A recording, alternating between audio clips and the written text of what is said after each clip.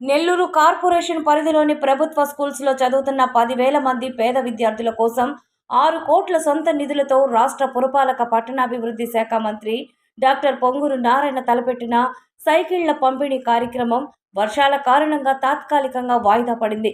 ఏర్పాట్లకు వర్షం ఆటంకం కలిగించడంతో వీఆర్సీ మైదానాన్ని మంత్రి నారాయణ ఆదివారం స్వయంగా పరిశీలించారు. ఈ సందర్భంగా ఆయన మాట్లాడుతూ, గత ప్రభుత్వం నెల్లూరు నడిబొడ్డున ఉన్న వీఆర్సీని పూర్తిగా మూసేసిందని విమర్శించారు.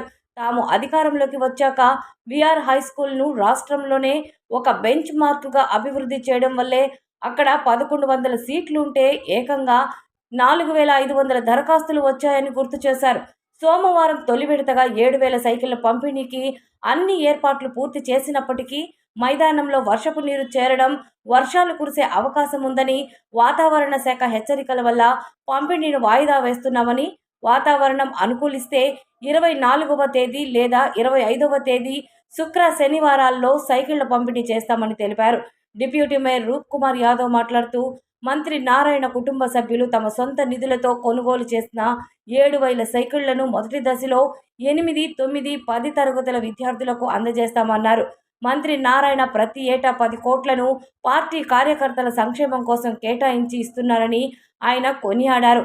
నుడా చైర్మన్ కోటమిరెడ్డి శ్రీనివాసులరెడ్డి మాట్లాడుతూ, మంత్రి నారాయణ నిరంతరం శ్రమించే ఒక పని చేసే యంత్రమని, నెల్లూరుతో పాటు రాష్ట్రంలోని అన్ని మున్సిపాలిటీలను అభివృద్ధి చేయడమే ఆయన లక్ష్యమని పేర్కొన్నారు.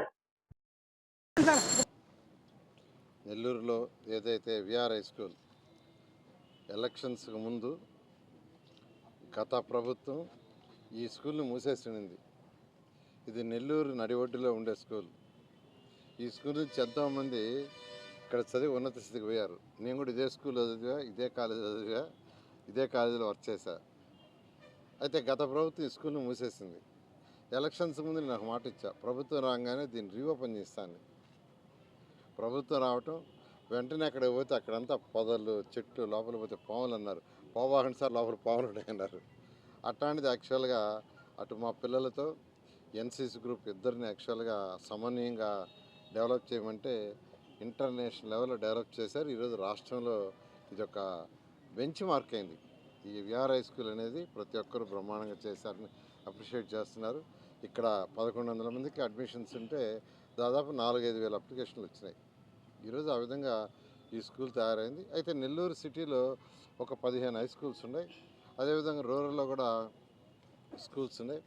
ఈ అన్ని స్కూల్స్లో ఉండే పిల్లలకి 8th క్లాస్ నుంచి 10th క్లాస్ దాకా సైకిళ్ళు ఇవ్వమని మా పిల్లలకి నేను చెప్పడం, వాళ్ళు వెంటనే దాన్ని యాక్సెప్ట్ చేసి ఒక దాదాపు 7,000 సైకిళ్ళని తెప్పించారు.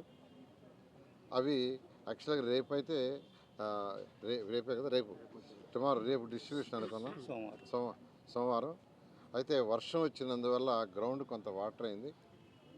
అయితే రేపు కూడా రెయిన్ ఉందని ఫోర్కాస్ట్ ఉంది. అందుకని దీన్ని తాత్కాలికంగా ఫ్రైడే కానీ సాటర్డే కానీ, ఈ వచ్చే ఫ్రైడే కానీ సాటర్డే కానీ వర్షం యొక్క ఫోర్కాస్టింగ్ చూసుకొని ఇవి డిస్ట్రిబ్యూట్ చేస్తాం. ఆల్రెడీ రేపని చెప్పడం జరిగింది. అందుకే నేను యాక్చువల్గా ఇక్కడికి వచ్చి గ్రౌండ్ పరిశీలించాను. గ్రౌండ్ పరిశీలిస్తే దీని మీద కొంత ఇసుక అంతా చేశారు కానీ కమిషన్ వాళ్ళు, కానీ వాటర్ ఉంది కాబట్టి ఫ్రైడే లేదా సాటర్డే ఈ యొక్క డిస్ట్రిబ్యూషన్ చేయటం జరుగుతుంది. అదేవిధంగా 7వ తరగతి చదువుతున్న పిల్లలు, 8, 9, 10కి ఇస్తున్నాం. 7వ తరగతి చదువుతున్న పిల్లలు, చిన్న పిల్లలు, వాళ్ళకి ఇస్తే ఏదన్నా సరిగా ఈ యొక్క ట్రాఫిక్ రోడ్లలో ఏదైనా ఇబ్బంది అవుద్దామని అంటే వాళ్ళకి జనవరిలో ఇచ్చేటట్టుగా ప్లాన్ చేసాం.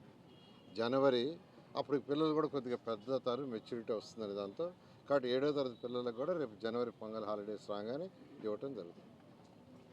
Please subscribe SS News AP.